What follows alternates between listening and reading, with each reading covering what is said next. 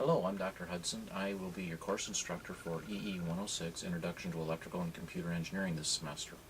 In response to student concerns, questions, and suggestions, in the past we've decided to change the format of this course into a much more active learning format in which you will be asked to review tapes like this on D2L, take brief quizzes, and then come to class in which the basic concepts will be reinforced through active learning exercises in class. Hopefully by doing this we'll be able to minimize the amount of time that you have to spend studying outside of class. We'll be able to maximize your learning. The first activity is going to require you to go to D2L and download a copy of the syllabus for your records. I'd like you to review the course syllabus so you understand how grading will occur in this class and so how you can be prepared and successful for the course. You will be using D2L, and if you have problems with D2L, please let me know, and also please contact the help desk that will help you with D2L access and some of the simple problems. I am Bill Hudson. My office is Trafton South 137. Office hours are published on the syllabus. If you need to make appointments outside of office hours, please try to schedule those appointments because I have a number of things going on and may or may not be in the office. Again, please review the office hours and use them as much as you possibly can. In addition, we will have review sessions for this course prior to examinations, and depending upon student interest, we may actually have review sessions each week outside of class times. This will be a variable thing, and we'll determine that based upon how students are feeling about basic concepts in the course as we go through the course. Please, if you email me with a question, make sure you use your MSU email account, and please put in the subject line something that describes what your email is about. It also would be helpful if you would say EE 106 given the number of students in the class and the number of students that I'll be working with this semester. Office hours are published in the syllabus. I'll try to be there for those office hours. Every once in a while there may be a conflict, and if I miss office hours at one point, I will add extra hours to make sure you have time to come in and get your questions answered. Please review in the syllabus the actual grading for this course. You will have 4 examinations and a final in the course. Your course grade is going to be based on the best 3 of the examination scores and the final score. If you don't take the final exam, you don't have any chance of passing the class. If you have to miss one of the other 4 examinations, that's fine, and that score will just be dropped as we take the other 3 scores. I encourage you, however, to take all 4 of the examinations because the material in this course is very much comprehensive, and staying current with the material through taking the examinations is a very, very good way to learn material for the course. You will have a laboratory with this course, and in that laboratory you're going to be doing a number of exercises to reinforce with hardware the concepts being presented in class.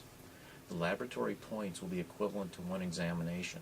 So not doing the laboratory also guarantees that you'll be failing the course. So please make sure that you come to lab prepared. Make sure you take lab seriously. And if you have questions, please ask your lab instructor. And also please feel free to ask those questions during lecture, and we can review and answer those questions as a full class. Again, key notes that you need to be thinking about for this syllabus: we will not have make-up examinations, so if you miss an exam, you missed an exam, and you're just going to have to do well on the other 3 exams in the final. You have to take care of the laboratory, because if in fact laboratory is left messy, points will be deducted from your scores for that.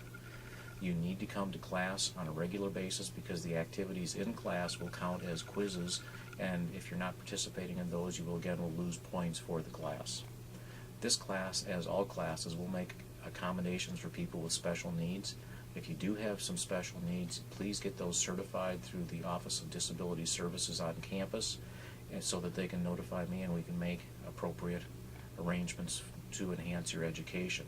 If you have any questions about this, please feel free to either contact the Office of Disability Services or myself, and I'll help you work through those issues. You will have quizzes many times in class at the beginning of class, so it is in your best interest to get to class in a timely fashion so that you're ready for those quizzes. If you come in late and we're having a quiz, you will not be given extra time to finish the quiz.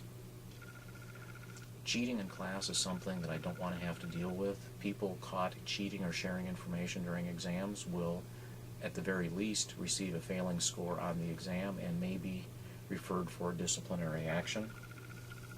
Documentation, preparedness in class is just part of the college experience, and it's expected that you'll act in a professional, appropriate manner. During class, you shouldn't be taking cell phone calls, text messaging, or instant messaging or any other type of things with computers or cell phones or anything else. Your focus needs to be on the class material, learning the material. If this becomes a problem, items in question will be confiscated.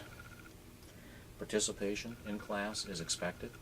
You as engineering or computer science students are expected to work well with others in class, and you will be routinely asked to work with different students in class. Please don't worry about not knowing people. It's just one of those things that we will work through in class. You'll be very comfortable. People will not be put on the spot in class. It's going to be a very casual environment, but a very learning-focused environment. Again, if you have any questions, please feel free to contact me. Please also realize that I very rarely give incompletes for classes. Those grades, the grade of an incomplete, occurs when someone has an event that they have no control over. An incomplete is not given because you don't like the grade that you're about to earn in the class. Again, if you have any questions, please feel free to contact me.